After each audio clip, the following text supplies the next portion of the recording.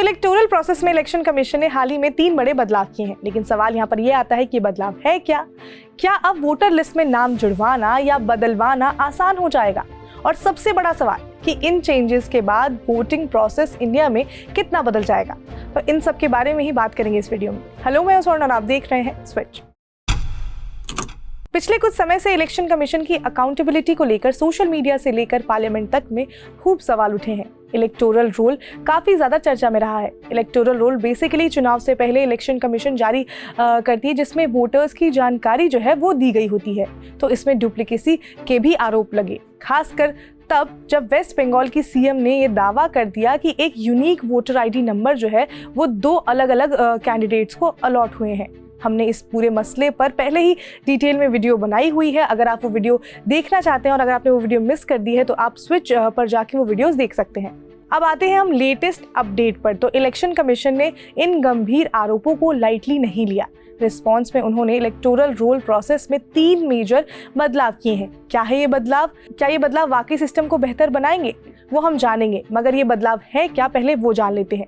लेकिन उससे पहले एक और बात जाननी बहुत ज़रूरी है, वो ये कि इलेक्शन कमीशन ने जो ये रिफॉर्म किया है वो किस कानून के तहत आ रहा है। तो ये इलेक्शन कमीशन ने the representation of people act 1950 और 1951 के तहत ये जितने भी रिफॉर्म हैं वो किए हैं। अब ये जानेंगे कि इसमें बदलाव क्या क्या हुए हैं। तो इसमें पहला रिफॉर्म है electronic integration of death and birth registration.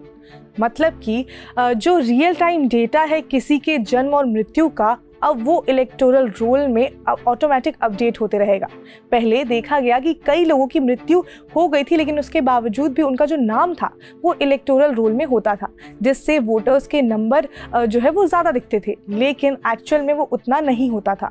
तो ऐसा ना हो सके, इसीलिए अब इसे रियल टाइम अपडेट किया जाएगा। इलेक्शन कमीशन को ये डेटा जो है वो रजिस्ट्रार जनरल ऑफ इंडिया से मिलेगा, क्योंकि उनके पास ही बर्थ और डेथ का जो डेटा होता है वो होता है। तो पहला जो रिफॉर्म है वो इस तरह से है, जो इलेक्टोरल रोल है उसमें डेथ और जो बर्थ है उन दोनों का जो डेटा है किसी भी व्यक्ति का, वो ऑटोमेटिकली जो है वो अपडेट होते रहेगा। दूसरा है इनहैंस्ड वोटर इन्फॉर्मेशन स्लिप।